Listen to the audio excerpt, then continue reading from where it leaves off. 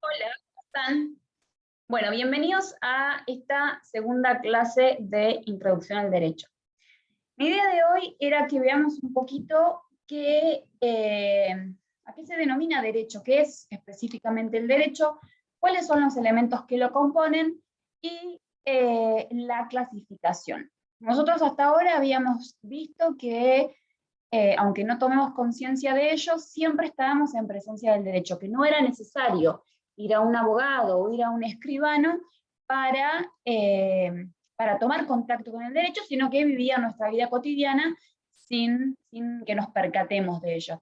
Cuando comprábamos un diario, cuando contratábamos un servicio, cuando subíamos al colectivo, a un taxi, disculpen, todas esas circunstancias ya están involucrando el derecho, aunque nosotros no lo pensemos como tal.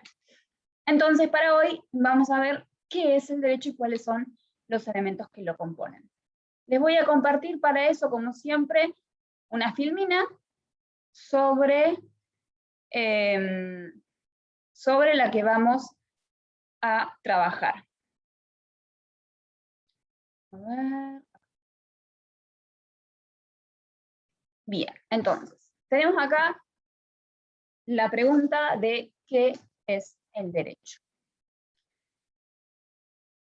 Bien, vamos a arrancar entonces diciendo que, a ver, ¿por qué no puedo? Denme un segundito, les pido disculpas, porque no puedo mover la filmina. Bien, acá está. Ahora sí. Nosotros vamos a ver como primer característica que el derecho es un fenómeno social. ¿Qué quiere decir que es un fenómeno social? Porque el derecho, como ya dijimos, se produce, se genera en el interior de un grupo, de una comunidad, que lo que hace este derecho es coordinar las acciones y los intereses y las conductas de esta comunidad para que podamos todos lograr nuestra finalidad. Recuerden ustedes que cuando hablábamos la clase pasada ya habíamos dicho que el derecho funcionaba como un regulador de conducta humana. Entonces, es esto, termina siendo un fenómeno social, primero porque es creado por el hombre, en principio, y después porque lo que hace es coordinar, digamos, nuestras acciones para que podamos convivir armónicamente dentro de la sociedad. Y aparte, ahora vamos a ver con el resto de las características, que como fenómeno social está en constante cambio. Piensen en el divorcio, piensen ahora con la legalización del aborto, piensen con el matrimonio igualitario, que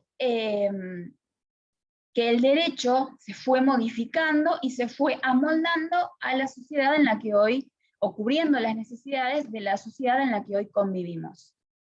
Y esto tiene relación con el segundo carácter que tiene de tener una dimensión histórica. ¿Por qué? Porque los sistemas normativos lo que hacen es terminar siendo consecuencia de las condiciones y las relaciones sociales en las que nosotros nos movemos. Tienen que ver con una situación política y económica que termina imperando en ese momento, y en base a esas condiciones y en base a la evolución que va teniendo la sociedad, el derecho se va amoldando a esa circunstancia para tratar de resolver todos los conflictos que puedan llegar a generarse en esta sociedad.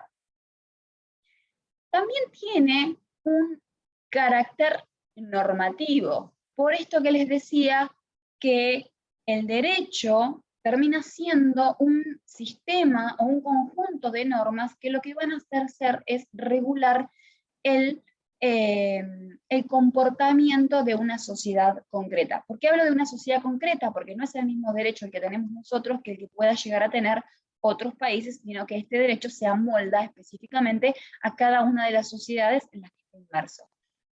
Entonces, este carácter normativo también es compartido, como habíamos visto, supónganse, con las normas morales o los usos sociales, que lo que hacen es tratar de diferenciar este derecho de lo que es el ámbito, o concatenarlo específicamente con lo que es el ámbito jurídico. Otra de las características, como ahí ven, que tiene el derecho, y esto es específicamente lo que lo diferencia de otros sistemas normativos, es el carácter de la coercitividad, de la coerción. ¿Qué quiere decir esto?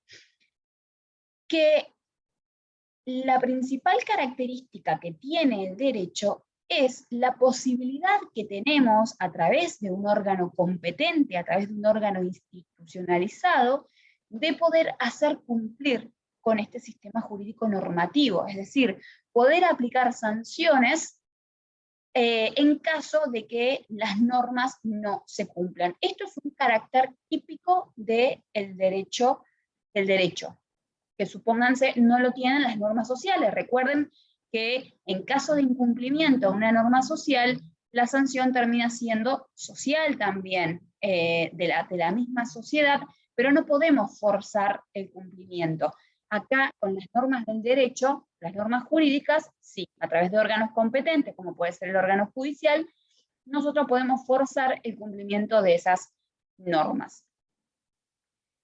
Entonces, vemos que estos son digamos, las principales características que tiene el derecho. Es un fenómeno social, tiene una dimensión histórica, tiene un carácter normativo y tiene un carácter coercitivo o de coerción ante el incumplimiento de las normas jurídicas. Pasemos ahora a lo que es la clasificación del derecho. Doctrinariamente, lo que se ha hecho es tratar de clasificar al derecho en derecho objetivo, derecho subjetivo, derecho positivo o derecho natural. Y estas características o estas clasificaciones tienen que ver de las posturas, de saber cómo y dónde surge el derecho como ciencia y el derecho como sistema normativo. Cuando nosotros hablamos del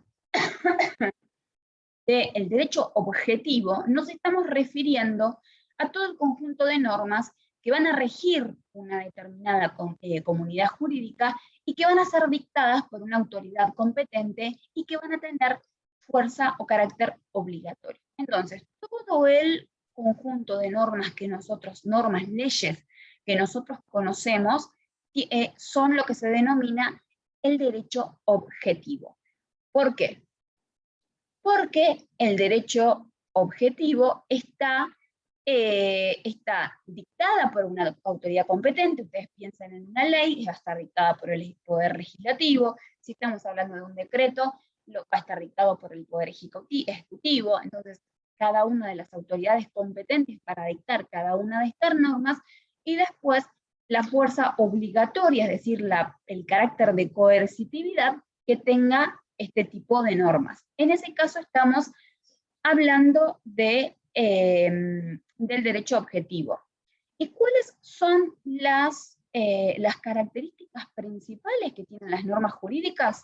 Bueno, acá tenemos el tema de la generalidad, porque nosotros hablamos de que las normas tienen carácter general, dictadas para supuestos abstractos. ¿Qué tiene que significar esto? Las leyes no se crean para una persona determinada, sino que regulan conductas generales, conductas abstractas. Fíjense, supónganse, ustedes hablan del Código Penal, dice, en el caso del homicidio, el que matare a otro. No está hablando de alguien específico, sino cualquier persona que se encuentre en esa situación de matar a otro se va a encontrar sujeto a esa norma. Entonces, tiene carácter de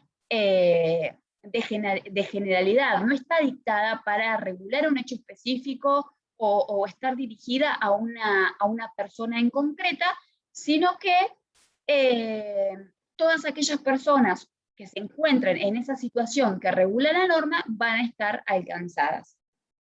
Esto lo que lo que le da al derecho es una seguridad jurídica. ¿Por qué? Porque no son leyes creadas específicamente para una determinada situación o persona.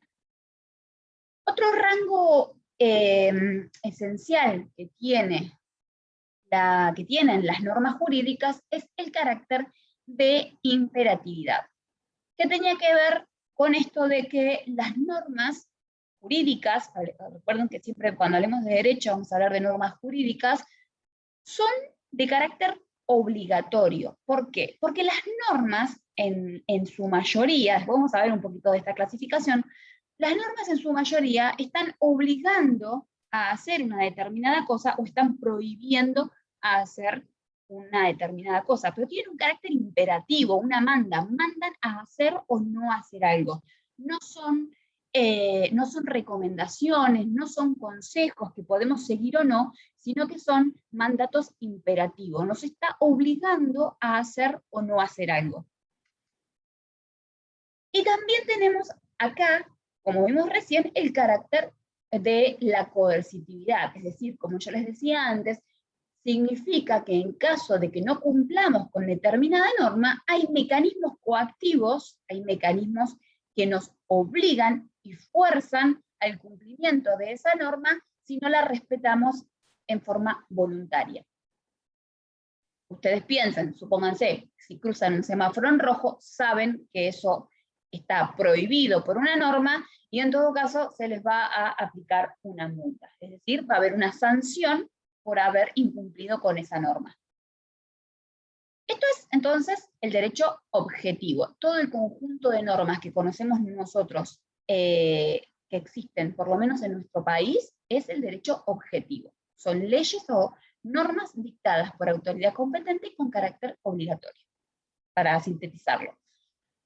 Después tenemos la otra clasificación que tenía que ver con los derechos subjetivos. ¿Qué son los derechos subjetivos? Son cada una de las facultades, atribuciones y prerrogativas que están reconocidas y garantizadas a una persona por el ordenamiento jurídico vigente. ¿Qué quiere decir esto? Que cada uno de los derechos que tenemos nosotros reconocidos van a ser el derecho subjetivo. Es decir, nosotros, recuerden esta frase de nuestro derecho termina cuando comienza el derecho del otro. Bueno, la posibilidad de nosotros exigir el cumplimiento de las normas tiene que ver con el derecho subjetivo.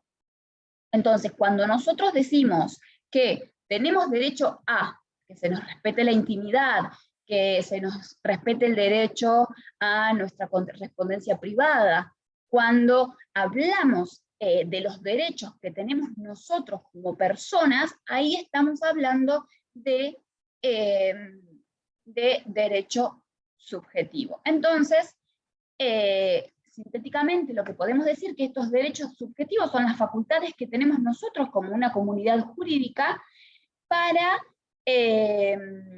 que nos reconozcan por medio de las leyes cada uno de los derechos que tenemos y poder exigir el cumplimiento de esos derechos a otros.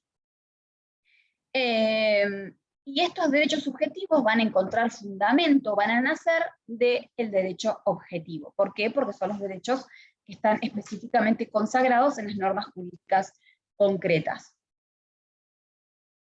Después se habla de que los derechos no se tienen, sino que los derechos se reconocen. Bueno, esto tiene que ver un poquito con la manera de ver los derechos subjetivos y cómo exigir su cumplimiento. Entonces, depende si nosotros estamos del lado de las normas específicas que están creadas por el ordenamiento, vamos a hablar de derecho objetivo, y si vamos a hablar de los derechos que podemos exigir que se reconozcan a través de estos derechos objetivos, es lo que se denomina derecho subjetivo. Pasemos ahora a la clasificación de lo que es el derecho positivo y el derecho natural. Lo que tratan de responder esta clasificación, digamos, es de dónde provienen las normas jurídicas, de dónde vienen estas normas jurídicas que se nos está imponiendo.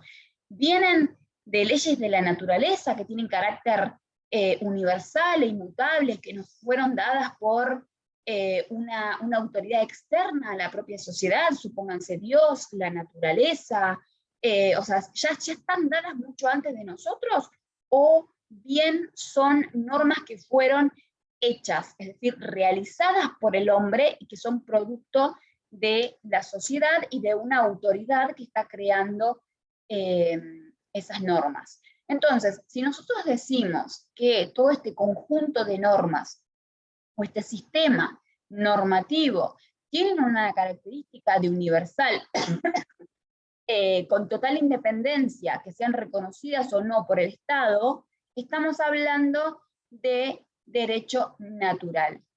Es decir, estamos hablando de una corriente de pensamiento que defiende o que piensa que existe un conjunto de normas y que ese conjunto de normas tiene carácter de universales y que son previos a cualquier actividad legislativa o cualquier actividad del hombre o de la actividad humana, y van a ser solamente válidas las leyes que respeten estos principios.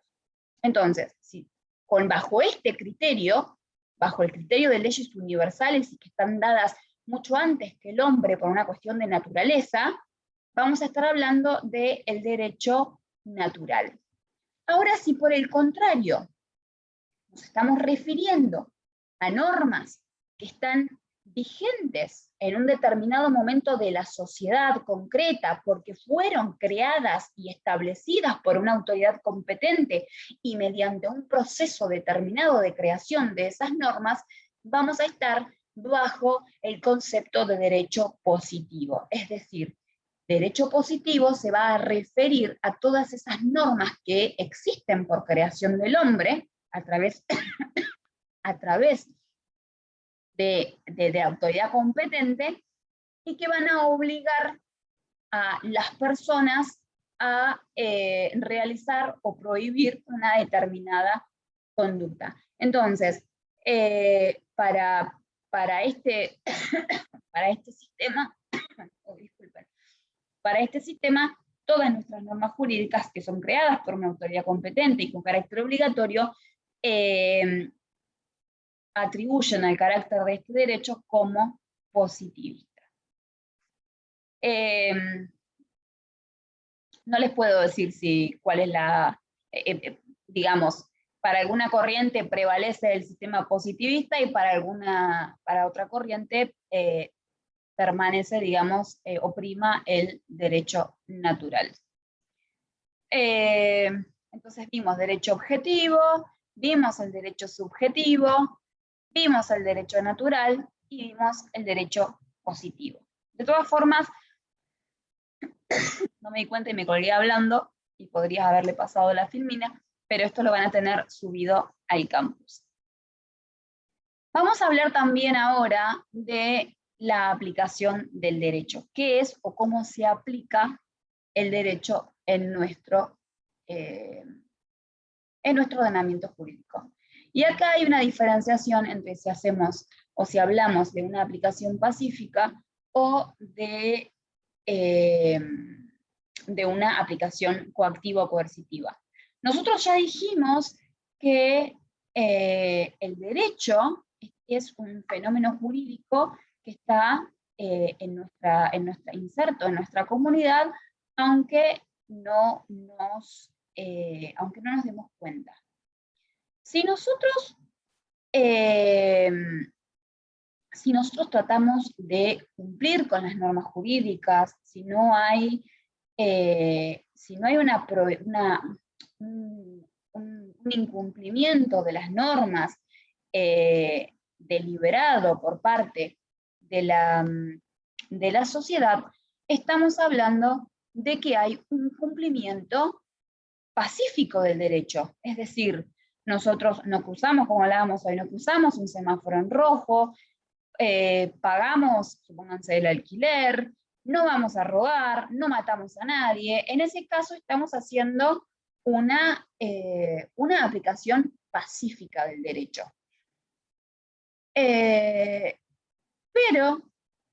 Pero esto no siempre ocurre. Y en este caso, cuando nosotros no hacemos una aplicación pacífica del derecho, cuando no cumplimos con las normas, ya vimos que lo que hace el Estado es terminar forzando el cumplimiento de estas normas cuando resulta necesario.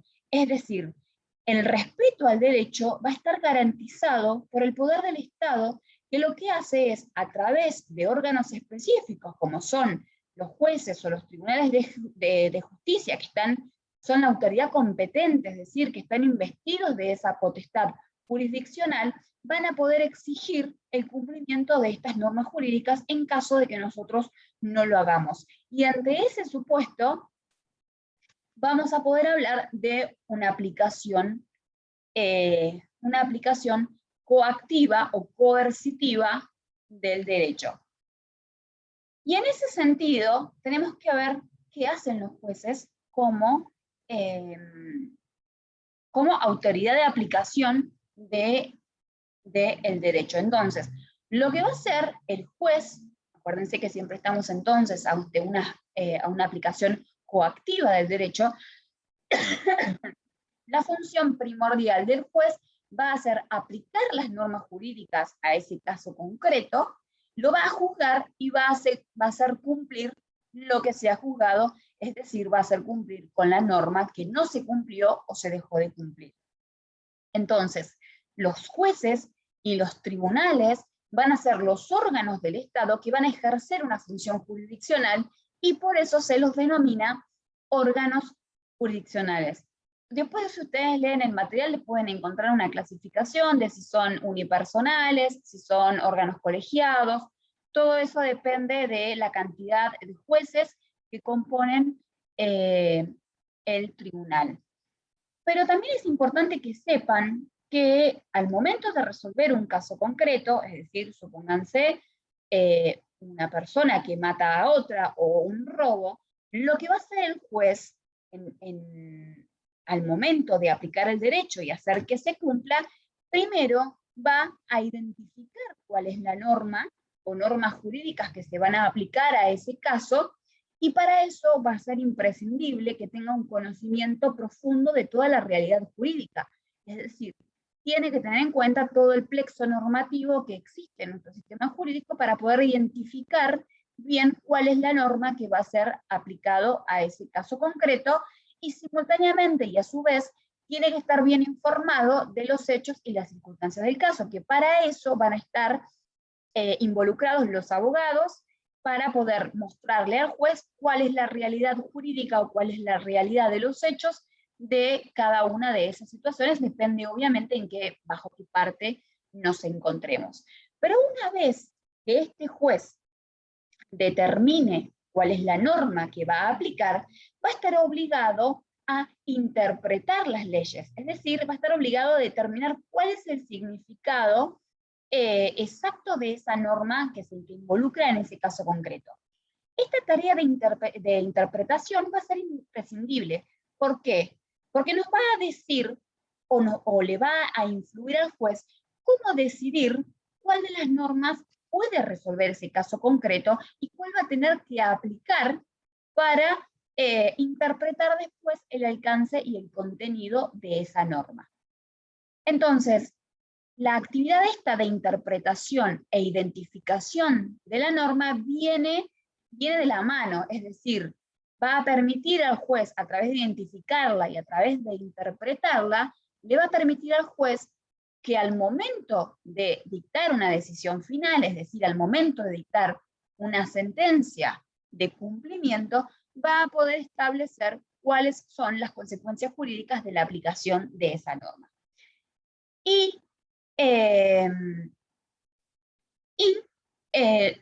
La importancia que tiene esta sentencia o esta decisión va a estar dada por esto que leen acá del valor de la jurisprudencia. Si nosotros decimos que la jurisprudencia son el conjunto de criterios y opiniones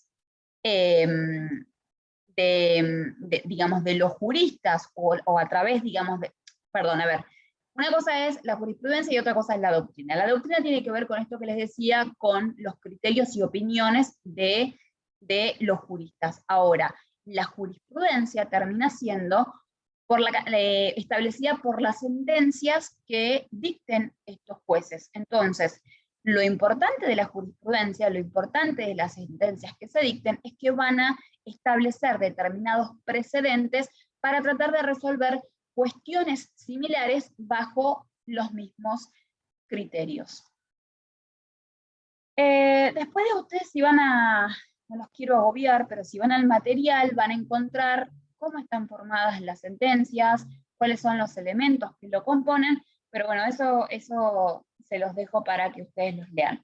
Lo que me interesa entonces que sepan es esto, ¿qué es el derecho? ¿Para qué sirve? Y cómo nosotros, a través de la aplicación del derecho, terminamos dando intervención a un sinnúmero de instrumentadores jurídicos, como pueden ser los jueces, para poder aplicar e interpretar este derecho y aplicarlo a un caso específicamente concreto. Y que piensen de esto, que el derecho es genérico, no está dirigido a una situación concreta y a un hecho determinado y a una persona determinada, sino que tiene este carácter de generalidad y este carácter de coercitividad, es decir, la posibilidad que tiene el Estado de hacer cumplir con las leyes que están en nuestro sistema normativo. Bueno, como de costumbre, tienen entonces el video cargado, van a tener un foro para cualquier consulta que se les genere, van a tener una actividad sobre este video y van a tener el material digital PDF o con un poco más de detalle de todo lo que vimos hoy. Así que nada, los espero para el próximo video, en la próxima clase, y que estén muy bien. Nos estamos viendo. Chao, chicos.